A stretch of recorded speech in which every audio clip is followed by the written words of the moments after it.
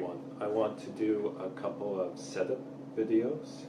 So this is my main setup, and then I have a cruiser setup, and I'll be going through each part individually. I'll be chopping up this video into shorts. So it's going to be a review on each section of the skateboard. So that's going to be the deck, the trucks, and the wheels. So we'll start with the top, the grip tape. Usually I'll run a colored grip tape, and that's because when I am doing tricks, I find that it's easier to track a moving sheet of grip tape if it's colored. So for example, if you're doing like a shove it, it's much easier to track a colored piece of grip tape. And if you are a beginner, I would recommend that you buy black and that you cut it up into strips and you let the top ply show through with its color, and that way you don't have to pay for expensive grip tape like this that is pre-colored. And when you're riding, sometimes it's dark outside. Like for me, I would say about 25% of the time I'm riding, it's cloudy or it's dark. You look down, your piece of grip tape is black. You cannot see your skateboard.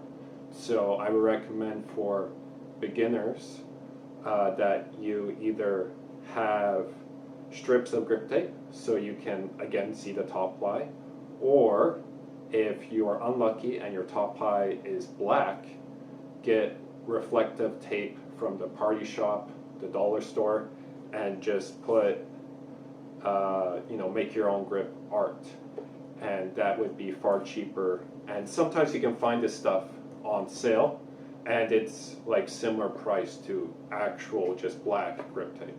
So that's my thoughts on grip tape. And then if you see that I have foam here, I do a foam underlay. I'm still trying to figure out what would be the best for me, because I'm a bit fussy with my grip, because I prefer actually snow skate grip. And me tricking my brain into thinking that I'm riding a snow skate makes me ride a bit better. So I am interested in DKL grip tape, but the shipping here to Canada is expensive, so I'm hesitant to buy some and try it. So I might try some like DIY grip tape that's non-abrasive. So I'll let you guys know how that goes for a future video. The next thing that I want to talk about is the deck. So this is a Girl deck. That's the brand. And this is their dolphin shape. So at the top here, it's a 9-inch wide. It's 31 3/4 long. And then I adjusted the length of the tail and the nose because I found the tail was too short, and the nose I made it so it'd be like a twin basically. So my nose and tail are 6.5. So the Girl deck has lasted me about 2 seasons, and there is some razor tail, and I'm probably going to push it quite a bit more because it hasn't chipped out yet. And I'm the kind of person that will keep pushing a board until the nose chips or until I snap a deck. And actually I haven't snapped a deck yet because I can hardly firecracker a force there. So I have never snapped a deck. And if you're a beginner and you're wondering like what tricks you should avoid, just avoid going above a 4 set of stairs, and you should almost never snap a good quality skateboard. So the Girl decks are pretty good, and I would definitely buy from this brand again. Now just I think if you're a beginner, how do you check if a deck is good quality? Well, it's the sound. So you can tell how hard the wood is by doing that, and you can hear that's a really hard wood. So the next thing that I want to talk about is the trucks. So what I have here is independent trucks, and these are 8.75. Now, I don't think I'll be ever buying 8.75 again, because even though I like it for like stability and having like a large footprint and stuff like that, I cannot do kickflips with this setup. And for me trying to learn kickflips, it feels almost impossible with this width of a truck. So I'm thinking of downsizing to like an 8.25 to learn my kickflips.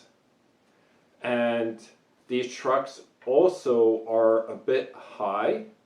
So for independents, they are a higher truck. And I haven't rode anything else except for Ventures, and that was a long time ago. And Ventures are similar height to independents.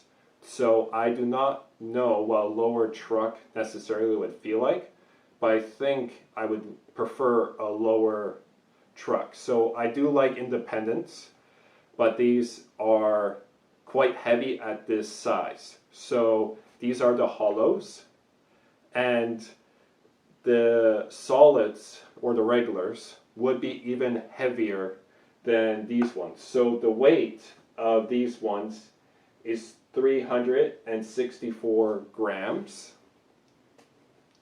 And for me, it's really too heavy to be rotating, for a kickflip. So I would say size down, maybe go for 8.5 with the trucks. And that would be my recommendation if you're going for independence, because that would be a good weight for your tricks. And for me, for shove-its, I don't find this weight a problem. It's actually nice when you're rotating around, because I usually put too much power into my shove-its. So I like the independence for the shove-its, and the carve is nice. They're a very solid truck. I never had any of them break. And I've been riding these for multiple seasons. These is like 3 seasons. And I don't do too many grinds. All my grinds are ride-on grinds. So this is hardly worn down, and that's why you see it hardly worn down. So I would recommend buying independent trucks. The next thing that I want to say is that independent trucks are a heavier weight of a truck.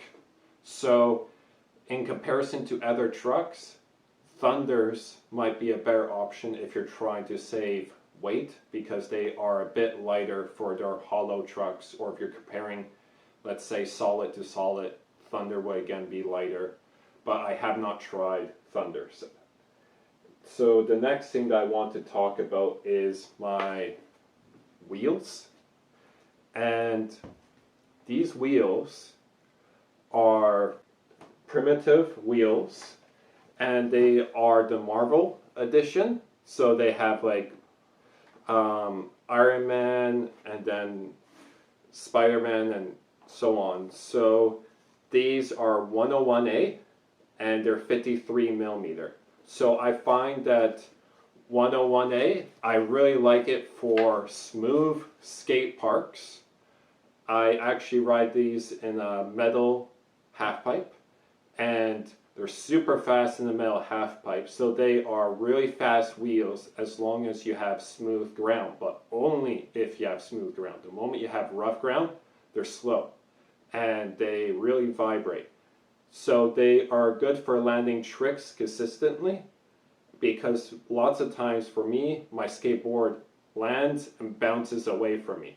So even the 99A I was having a problem with, but the moment I switched wheels, I became more consistent with my tricks. So I really like the 101A for its consistency, and when you just plant it on the ground and you land a trick, it just stays put and doesn't like land and then go off to the side. And even if it bounces like a little bit, then your feet miss it sometimes. So that's really helpful. So that's my thoughts there. And thank you for watching, everyone, on my setup video.